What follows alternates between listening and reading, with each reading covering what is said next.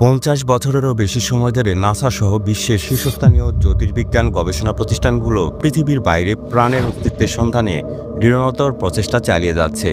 শক্তিশালী টেলিস্কোপগুলো মহাবিশ্বের বিভিন্ন কোণে অনুসন্ধান চালিয়ে যাচ্ছে অবিরত।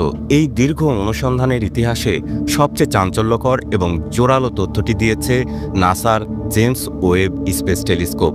এই অত্যাধুনিক টেলিস্কোপ K2-18b নামের এক্সোপ্ল্যানেটে প্রাণের জন্য অপরিহার্য ও গুরুত্বপূর্ণ উপাদান শনাক্ত করেছে, যা সেখানে জীবন থাকার সম্ভাবনার এক নতুন দিগন্ত উন্মোচন করেছে। K2-18b হলো একটি হাইজিয়ান এক্সোপ্ল্যানেট। এটি পৃথিবী থেকে প্রায় 120 আলোকবর্ষ দূরে অবস্থিত এবং এটি একটি লোহিত বামন নক্ষত্র K2-18কে প্রদক্ষিণ করছে। এই গ্রহটি পৃথিবী থেকে প্রায় 8.6 গুণ বড় এবং এর ব্যাস প্রায় 2.6 গুণ বেশি। এর আকার নেপচুন ও পৃথিবীর মধ্যবর্তী, যা একে সুপার আর্থ বা মিনি নেপচুন হিসেবে শ্রেণীবদ্ধ করে। জেমস ওয়েব স্পেস টেলিস্কোপের ডেটা বিশ্লেষণ করে বিজ্ঞানীরা K2-18b এর বায়ুমণ্ডলে কার্বন ডাই অক্সাইড এবং মিথেনের উপস্থিতি নিশ্চিত করেছেন। এই দুটি গ্যাসই প্রাণের অস্তিত্বের জন্য অত্যন্ত গুরুত্বপূর্ণ। আরও গুরুত্বপূর্ণ বিষয় হল টেলিস্কোপটি ডাইমিথাইল সালফাইড নামক একটি অণু সম্ভাব্য উপস্থিতি শনাক্ত করেছে।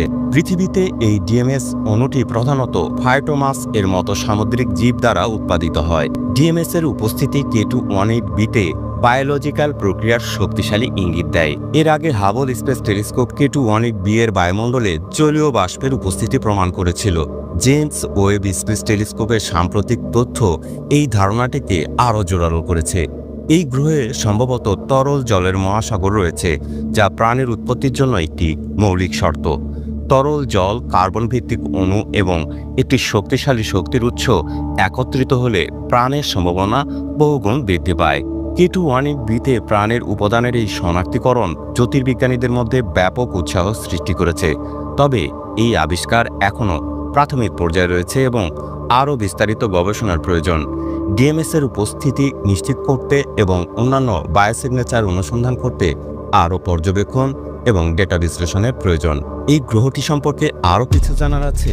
আগ্রহী হলে সাবস্ক্রাইব করে এই তথ্য সহ আরও মহাজাগতিক রহস্যের জন্য আমাদের সাথে থাকুন।